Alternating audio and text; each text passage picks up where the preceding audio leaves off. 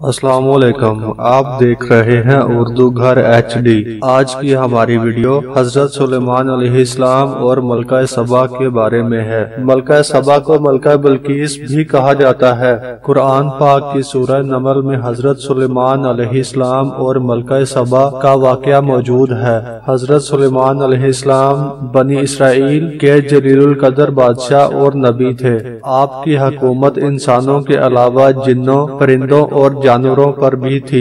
ایک دن ہدہد کے ذریعے حضرت سلیمان علیہ السلام کو یمن کی ملکہ سبا کے متعلق اطلاع ملی، جو ایک بہت بڑے تخت پر بیٹھ کر حکومت کرتی ہے اور بادشاہوں کے شایان شان جو بھی سر و سامان ہوتا ہے وہ سب کچھ اس کے پاس ہے، مگر وہ اور اس کی قوم ستاروں کے پجاری ہیں۔ حضرت سلیمان علیہ السلام نے ملکہ سبا کو ہدہد ہی کے ذریعے ایک خط بھیجا۔ ہدہد نے یہ خط ملکہ سبا کی گود میں اس وقت گرایا جب وہ اپنے کمرے میں سو رہی تھی۔ کسی کو یہ علم نہ ہو سکا کہ خط کون لایا اور کس وقت دے گیا۔ خط کی عبارت کچھ اس طرح تھی: یہ خط سلیمان کی جانب سے اور اللہ کے نام سے شروع ہے، جو بڑا مہربان رحم والا ہے۔ تم کو ہم پر سرکشی اور بلندی کا اظہار نہیں کرنا چاہیے اور تم میرے پاس خدا کی فرمانبردار ہو کر آؤ۔ ملکہ سبا نے یہ خط پڑھ کر اپنی روایات کے مطابق اپنے درباری امرا سے مشورہ کیا۔ امرا نے کہا، ہم زبردست جنگی قوت اور طاقت کے مالک ہیں، ہمیں سلیمان علیہ السلام سے مرعوب ہونے کی کوئی ضرورت نہیں ہے۔ بہرحال فیصلہ کرنے کا اختیار انہوں نے ملکہ کو ہی سونپا کہ ملکہ جو بھی فیصلہ کرے ہم اس پر راضی ہوں گے۔ ملکہ اپنی قوت و طاقت سے اچھی طرح باخبر تھی، لیکن حضرت سلیمان علیہ السلام نے خط جس طرح اس تک پہنچایا تھا اس نے ملکہ کو سوچنے پر مجبور کر دیا، اور اس نے جلدی میں کوئی فیصلہ نہ کرنے کا ارادہ کرتے ہوئے سلیمان علیہ السلام کو چند قاصدوں کے ہاتھ تحائف بھجوائے۔ قاصدوں کو بھجوانے کا ایک مقصد یہ بھی تھا کہ حضرت سلیمان علیہ السلام کی قوت و حشمت اور طاقت کا درست اندازہ لگایا جائے، اور یہ امتحان لینا تھا کہ حضرت سلیمان علیہ السلام صرف بادشاہ ہیں یا اللہ عز و جل کے نبی بھی ہیں۔ اگر وہ نبی ہوں گے تو ہرگز میرا ہدیہ قبول نہیں کریں گے، بلکہ ہم لوگوں کو اپنے دین کے اتباع کا حکم دیں گے، اور اگر صرف بادشاہ ہوں گے تو میرا ہدیہ قبول کر کے نرم ہو جائیں گے۔ چنانچہ بلقیس نے 500 غلام، 500 لونڈیاں بہترین لباس اور زیوروں سے آراستہ کر کے بھیجے،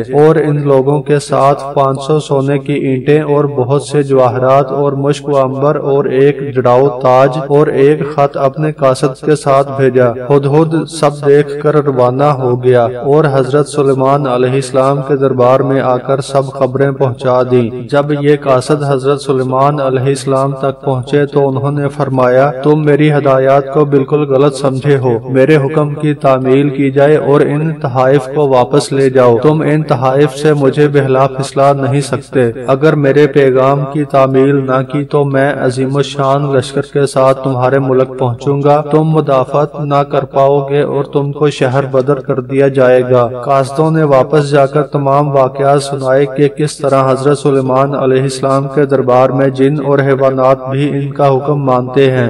ملکہ سبا ضدی اور ہٹ دھرم نہ تھی، اس نے اپنے آپ کو اور اپنی قوم کو ہلاکت میں ڈالنے کی بجائے حضرت سلیمان علیہ السلام کے حکم کی تعمیل کا فیصلہ کیا۔ حضرت سلیمان علیہ السلام کو بذریعہ وحی علم ہو گیا تھا کہ ملکہ سبا ان کی خدمت میں حاضر ہو رہی ہیں، تو آپ کے دل میں یہ خواہش پیدا ہوئی کہ ملکہ کے یہاں آنے سے پہلے ہی اس کا تخت میرے دربار میں آ جائے۔ ملکہ سبا کا تخت شاہی 80 گز لمبا اور 40 گز چوڑا تھا۔ یہ سونے، چاندی اور طرح طرح کے جواہرات اور موتیوں سے آراستہ تھا۔ چنانچہ جب آپ نے اپنے دربار میں درباریوں سے یہ فرمایا کہ کون شخص ملکہ سبا کا تخت اس کے پہنچنے سے پہلے یہاں تک لا سکتا ہے، ایک جن نے عرض کیا، میں اس دربار کے برخاست ہونے سے پہلے تخت لانے کی طاقت رکھتا ہوں اور اس تخت کے بیش قیمت سامان میں کوئی خیانت نہ کروں گا۔ اس جن کا یہ دعویٰ سن کر آپ کے وزیر آصف بن برخیا،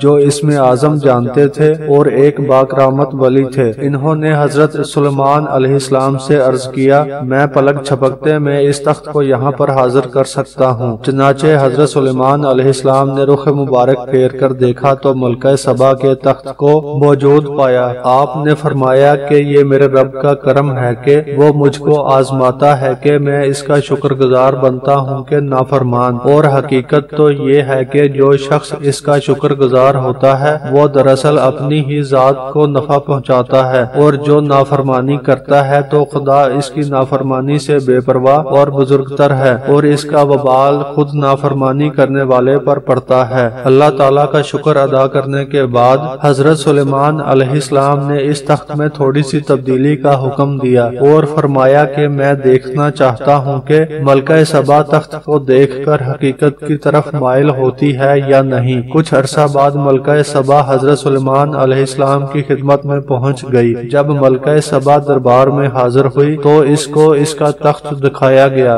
اس نے کہا کہ یہ میرے تخت کے جیسا ہی ہے۔ ملکہ سبا نے کہا کہ مجھے آپ کی قوت اور طاقت کا پہلے ہی علم ہو چکا ہے، اس لیے مطیع اور فرما بردار ہو کر حاضر ہوئی ہوں۔ اب تک ملکہ نے حضرت سلیمان علیہ السلام کی فرما برداری کا اظہار تو کر دیا تھا، جبکہ حضرت سلیمان علیہ السلام کا مقصد اس کو اللہ کا فرما بردار بنانا تھا۔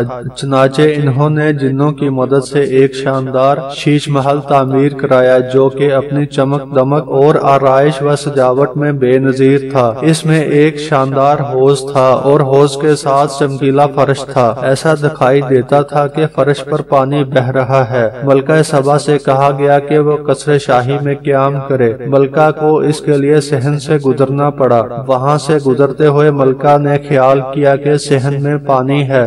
اس نے اپنا لباس تھوڑا سا اوپر اٹھا لیا تاکہ پانی میں بھیگ نہ جائے۔ تب اس کو بتایا گیا کہ اس میں پانی نہیں ہے بلکہ یہ حوض کا عکس ہے۔ یہ ملکہ کی حس لطافت پر ایک خوبصورت چوٹ تھی۔ ایسی ہی چیزوں سے اس کو احساس دلایا کہ یہ چیزیں اصل میں حضرت سلیمان علیہ السلام کو کسی اور ہستی کی طرف سے عطا کی گئی ہیں، اور حضرت سلیمان علیہ السلام اس ہستی کو پہچاننے اور تسلیم کرنے کی دعوت دے رہے ہیں۔